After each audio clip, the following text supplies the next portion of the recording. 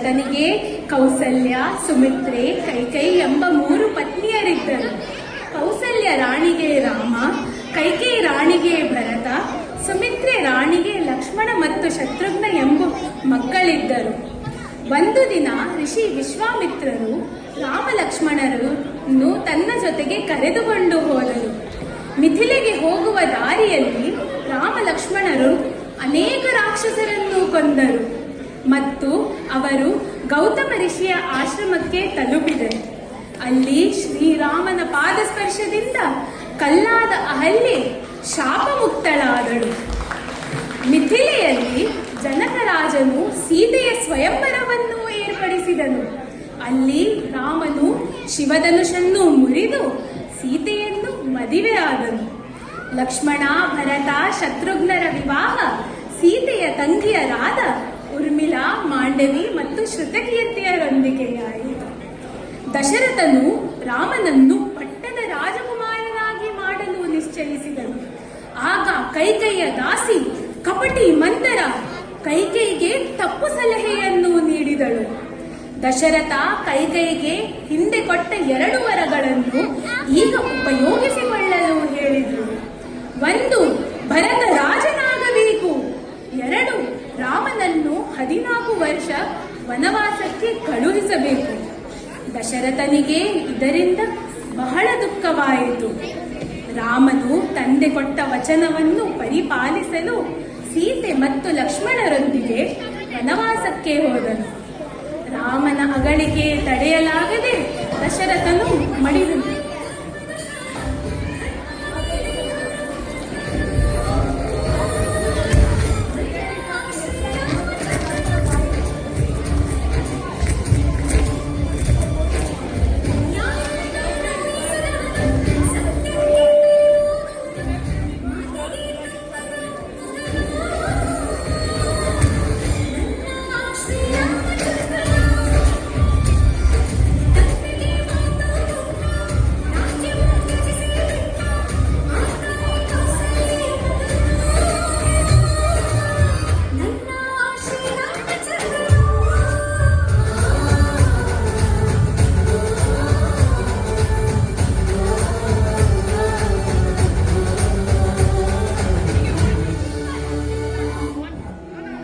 ವನವಾಸದ ವಿಷಯ ತಿಳಿಯಲು ಭರತನು ರಾಮನ್ನು ಮರಳಿ ಅಯೋಧ್ಯಕ್ಕೆ ಕರೆತರಲು ಹೋದನು. ಇದಕ್ಕೆ ರಾಮನು ಒಪ್ಪಲಿಲ್ಲ. ಆಗ ಭರತನು ರಾಮನನ್ನು ಪಾದುಕೆಗಳನ್ನು ತಂದು ಸಿಂಹಾಸನದ ಮೇಲೆ ಇಟ್ಟು ರಾಮನ ಹೆಸರಲ್ಲಿ ರಾಜ್ಯವಾಳಿದನು. ಕಾಡಲ್ಲಿ ರಾಮ, ಲಕ್ಷ್ಮಣ, ಸೀತೆಯಲ್ಲಿ ವಾಸ ಮಾಡುತ್ತಿದ್ದರು. ಒಂದು ದಿನ ರಾವಣನ ತಂಗಿ ಶೂರ್ಪನಖೆ ಅಲ್ಲಿಗೆ ಬಂದು ರಾಮ ಅಥವಾ ಲಕ್ಷ್ಮಣನನ್ನು ಮದುವೆಯಾಗಲು ಬಯಸಿದಳು. ಇದಕ್ಕೆ ಅವರು ಒಪ್ಪದಿದ್ದಾಗ ಆಕೆ ಕ್ರೋಧಿತಳಾದಳು. ಆಗ ಲಕ್ಷ್ಮಣನು ಅವಳ ಮೂಗನ್ನು ಕತ್ತರಿಸಿದನು. ಆಕೆ ಅಳುತ್ತಾ ರಾವಣನಲ್ಲಿಗೆ ಹೋದಳು.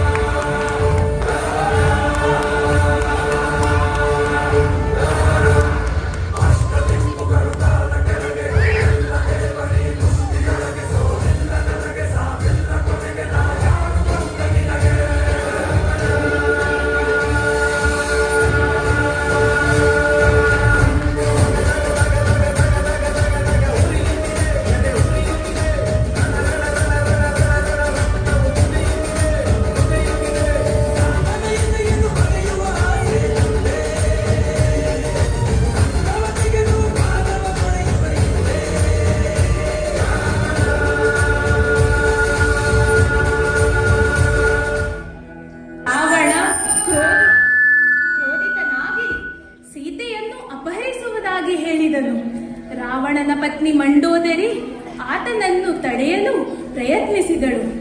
ಆದರೆ ಅವನು ಅವಳ ಮಾತನ್ನು ಕೇಳಲಿಲ್ಲ. ಮಾರೀಚನು ಚಿನ್ನದ ಜಿಂಕೆ ರೂಪದಲ್ಲಿ ಬಂದನು. ಚಿನ್ನದ ಜಿಂಕೆ ಹಿಂದೆ ಹೋದ ರಾಮನು ಮರಳಿ ಬರದಿದ್ದನ್ನು ಕಂಡು ಸೀತೆ ಚಿಂತಿತಳಾಗಿ ಲಕ್ಷ್ಮಣನನ್ನು ರಾಮನನ್ನು ಹುಡುಕಲು ಕಳುಹಿಸಿದಳು. ಲಕ್ಷ್ಮಣನು ಸೀತೆಯ ರಕ್ಷಣೆಗೆ ಲಕ್ಷ್ಮಣ ರೇಖೆಯನ್ನು ಹಾಕಿದನು.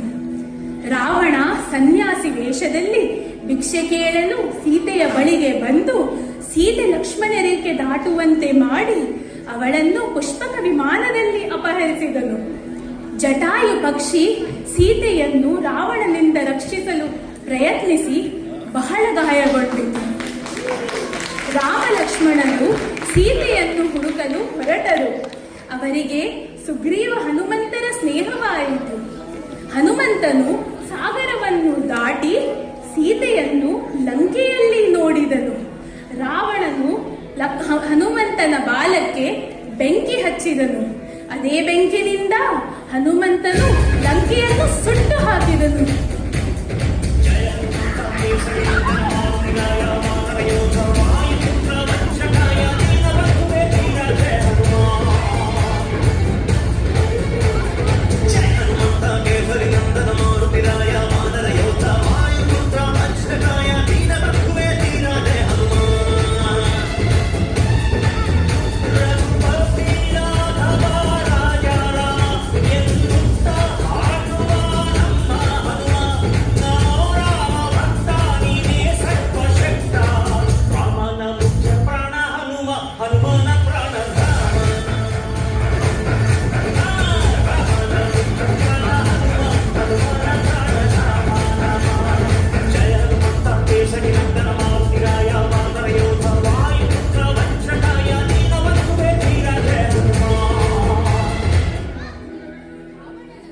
ವಿಭೀಷಣನು ಸೀತೆಯನ್ನು ರಾಮನ ಬಳಿಗೆ ಕಳುಹಿಸಲು ರಾವಣನಿಗೆ ಹೇಳಿದನು. ಆದರೆ ರಾವಣನು ಅವನ ಮಾತನ್ನು ತಿರಸ್ಕರಿಸಿ ಅವನನ್ನು ಅವಮಾನಿಸಿದನು. ನೊಂದ ವಿಭೀಷಣನು ರಾಮನ ಸಹಾಯಕ್ಕೆ ಬಂದನು. ಹನುಮಂತನು ಸೀತೆ ಕೊಟ್ಟ ಉಂಗುರವನ್ನು ರಾಮನಿಗೆ ಕೊಟ್ಟನು. ರಾಮನು ಸೀತೆಯ ರಕ್ಷಣೆಗೆ ಸಮುದ್ರಕ್ಕೆ ಸೇತುವೆ ಕಟ್ಟಿದನು.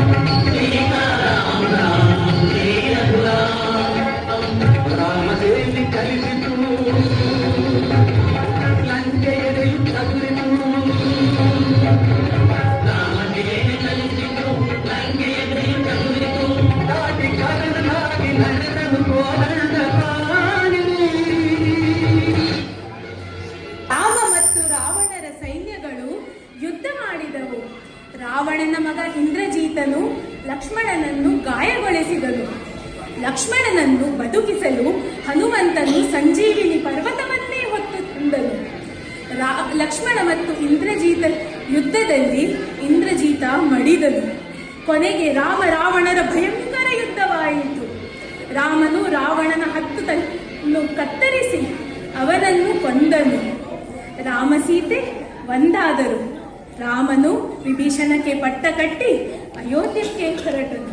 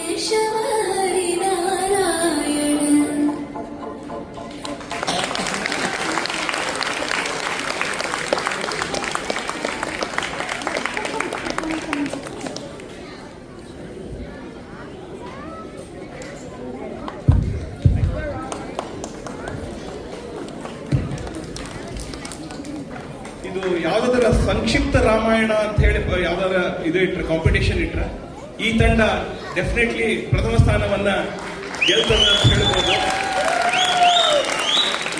ನಾವು ಚಿಕ್ಕವರಿದ್ದಾಗ ಯಾವ್ದಾರ ಎಕ್ಸಾಮಿಗೆ ಓದ್ಬೇಕಾದ್ರೆ ಇಡೀ ವರ್ಷ ದೊಡ್ಡ ಟೆಕ್ಸ್ಟ್ ಬುಕ್ ಓದ್ತಿದ್ವಿ. ಎಕ್ಸಾಮ್ ಹತ್ರ ಬಂದಾಗ ಲಾಸ್ಟಿಗೆ ಒಂದು ಸಂಕ್ಷಿಪ್ತ ಗೈಡ್ ಅಂತ ಇರ್ತದೆ, ಆ ಗೈಡ್ ನೋಡ್ರಿ ಇದು ರಾಮಾಯಣ. ಅತ್ಯಂತ ಸುಂದರವಾಗಿ ಈ ನೃತ್ಯ ರೂಪಕವನ್ನು ಪ್ರಸ್ತುತಪಡಿಸಿದ ಕುಮುದಾ ನಾರಾಯಣ್ ಅವರ ತಂಡಕ್ಕೆ ಮತ್ತು ನಿರ್ದೇಶನ ಮಾಡಿದ ಸಂಗೀತ ಪ್ರಸಾದ್ ಅವರಿಗೆ ಎಲ್ಲ ಭಾಗವಹಿಸಿದವರಿಗೂ ಅತ್ಯಂತ ಧನ್ಯವಾದಗಳು. ನಮ್ಮ ಕಾರ್ಯಕ್ರಮಕ್ಕೆ ಅತ್ಯಂತ ಸುಂದರವಾದ ಕನ್ಕ್ಲೂಷನ್ ಕಾರ್ಯಕ್ರಮ ಅಂತ ಹೇಳಿ ಬಯಸ್ತೀನಿ. ಇನ್ನೊಂದು ಪ್ರತಿಯೊಬ್ಬರದು ನಾವು ಇಂಟ್ರೊಡಕ್ಷನ್ ಮಾಡಿಕೊಟ್ಟಿದ್ವಿ ಅಥವಾ ಪಾರ್ಟಿಸಿಪೆಂಟ್ಸ್ ಇದನ್ನ ಹೇಳಿದ್ವಿ. ಇದರಲ್ಲಿ ಪರಿಚಯ ಮಾಡ್ಬೇಕಂದ್ರೆ ರಾಮ, ರಾವಣ, ವಿಭೂಷಣ ಇವರೇ ಇದ್ದಾರೆ. ಎಲ್ಲರೂ ಅಷ್ಟು ಕರೆಕ್ಟ್ ಆಗಿ ಮಾಡ್ಯಾರ. ಹೀಗಾಗಿ ಇವರು 20-25 ಮಂದಿ ಇದ್ದಾರೆ. ಎಲ್ರಿಗೂ ಒಂದ್ಸತಿ ಧನ್ಯವಾದ ಹೇಳಿ ಜೈ ಶ್ರೀರಾಮ್ ಅಂತ ಹೇಳಿ. ಜೈ ಶ್ರೀರಾಮ್. ಓಕೆ, ಇವತ್ತು ಒಂದು ಮುಖ್ಯವಾದ ಕೊನೆಯ ಒಂದು ಕಾರ್ಯಕ್ರಮ ಏನಂದ್ರೆ, ಇಂಥ ಒಳ್ಳೆಯ ಪ್ರೇಕ್ಷಕರು ನಾನು ಎಲ್ಲೂ ನೋಡಿಲ್ಲ. ಇಷ್ಟು ಆರಾಮಾಗಿ ಕೂತ್ಕೊಂಡು